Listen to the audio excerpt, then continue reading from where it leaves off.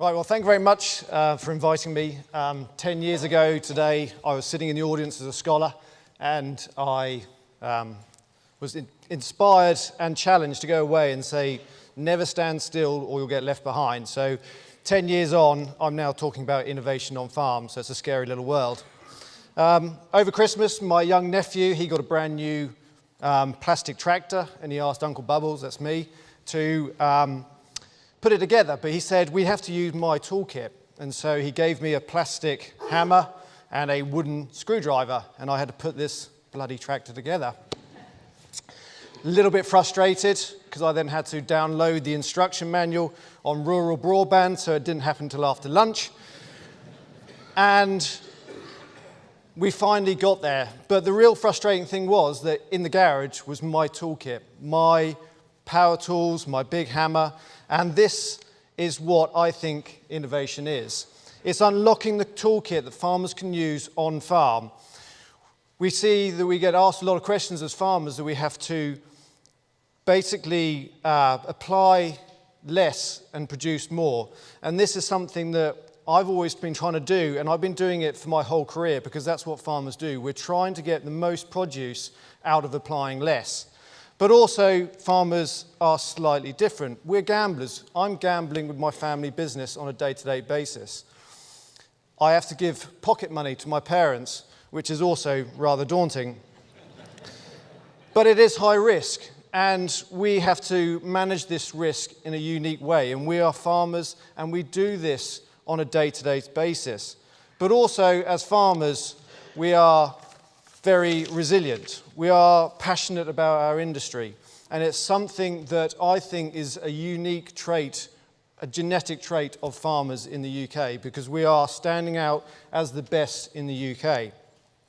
But it's all right doing it on your own. I know that my personal farm will not stop climate change or feed the world, but if we can get collaboration with farmers, with scientists, we have a chance with a bigger voice to tell it how it is. And this is what I'm passionate about, and this is why I've been heavily involved with the AHDB. I became the first strategic farm for cereals and oilseeds last year, a 6-year program to try and bridge the gap between research and the farm on a practical level. And it's an interesting journey, and I'm at the very start of it. The first year was a baselining to understand what my farming system was and the impact my farming system has on my wider environment. And it's a fascinating world that I'm now living in. As I started my career as a strategic farmer, the Health and Harmony document produced quite a lot of extra information which I had to take on board. And we've seen that there's pictures like this and numbers banded around that we as farmers have to sit up and learn and look at and be very honest with our approaches, because it is something that we have to look. And with the buzzwords of public goods, when you look on the screen, there's about £500 million worth of things that we can actually get back and claw back as public good. And this is where, for me, it was something that I really wanted to look in a little bit more detail at going forward with the strategic farm programme. And so I did my field urine test. I actually wanted to know what was coming out from underneath my fields. And this was the real starting point of the story of the strategic farm programme going forward, because I now knew I had the information, the data, to actually back up what my system was doing and how I could improve it. And so this is one that really stood out for me. So this graph is my winter water samples last year for an overwinter cover crop and an overwinter plough. Traditionally, you plough it over and leave it, and then you go and work it in the spring. But you know that there's always going to be an element of leaching happening. And you can see that the dotted line on the orange is the EU Water Directive, and we're leaching a lot of nitrate as we go through the winter. Where you compare that to the cover crop, where actually the cover crop was the same as the rainwater going in, and that's a massive difference. So this then started little cogs working in my head. I'm just a farmer, always thinking about innovation.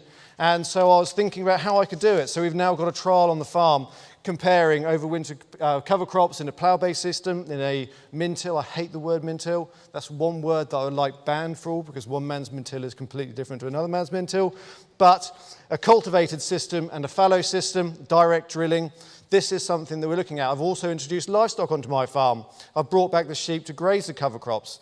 But then it's not just about knowing about what's going on through the winter. We then looked at the nitrate levels of how my different crops were approaching and how I need to get smarter as a farmer by applying it in a different way. I need the information, if we had AI, the artificial intelligence, to tell me how much I needed to apply and when I should apply it depending on my different crops that I grow. It's a great insight, and this is the information that the Strategic Farm Programme is building, and we're trying to spread the word by getting as many farmers together to really sort of spread it and understand what's going on. So then we got a biomass trial. So this is another one. I like doing big trials. This is 36 hectares, and farmers like to see things in the bigger world, not just small cane trials. So we're doing it on a big scale. So we're looking at how we can get more biomass on our crops before they go into winter, so we can absorb the nutrients, so we don't have as much nutrients going down. We don't lose as much soil from soil erosion because we've got the root mass to hold it together. We're putting back all the organic matter back into the soil. And so there's loads of extra things. There's loads of little cogs, loads of things going on that we need to understand. And we need the science and the researchers to come onto farm and really get behind these things, because the farmers can deliver it, but we just need the science to do it. So then once you've got the crop growing, we then have to look at a return of investments. And this is where, if I've got a variety trial, looking at how my actual inputs can be varied against different varieties. Well, if you throw in a gene-edited variety into that, that would blow that trial out the water, because there's already that information out there. And so if I was given a chance to use that toolkit, it means that I could put it on a bigger scale to show other farmers what is actually out there and the potential which is out there. So this is where I'm sort of looking at going forwards. Then how do we do it? How do we actually spread the word? Well, there's lots of things going on that really sort of brings this all together, because it's about spreading the knowledge, farmer to farmer. Farmers like talking to farmers, farmers like listening to farmers. And it's the communication, the collaboration which I'm looking at. I've now got a group of 18 farmers who are benchmarking not just their finances, but actually their growing crops. We're doing the plant counts, we're going out. I'm counting plants in the winter, plants in the spring. I'm doing shoot counts, tiller counts, ear counts, grain counts. I'm then sending samples away. I'm doing biomass cuts. I'm sending this away, and I've got 18 other farmers doing it. So we're benchmarking our growing crops so we can see who is actually performing and where the yield is built. And so this is something that I am really keen to sort of promote and do, and I've got 6 years to do it. 6 years is not a long time in farming world. I've been farming now, probably 15 years, so I'm still quite a novice and I'm still learning, but I need the science and the toolkits to go forward. So all these people I'm working with on farm, they're giving me the platform to learn more. They're bringing scientists onto the farm. I can then have my kettle is always on, because if I get a scientist on farm, I'm chewing his ear off, trying to get that little bit of information to make sure that I'm always moving forward and not standing still. So to really round up what I'm trying to do, and to sum up what I try and do, I'm innovating on a daily basis. I'm trying to sort of promote the industry and get more farmers to collaborate and get together, because as a group of farmers, our voice is stronger and louder if we're working together. And so that's why I'm really passionate about doing it. And so one thing that I would always sort of go back to is that we need to farm with the toolkit, and it needs to be science-based toolkit that will deliver the results, so that farmers can use their best fertilizer, which is our own knowledge and our trusted eye, to make sure that the yields are always going up, and that the British agricultural industry is the forefront across the world.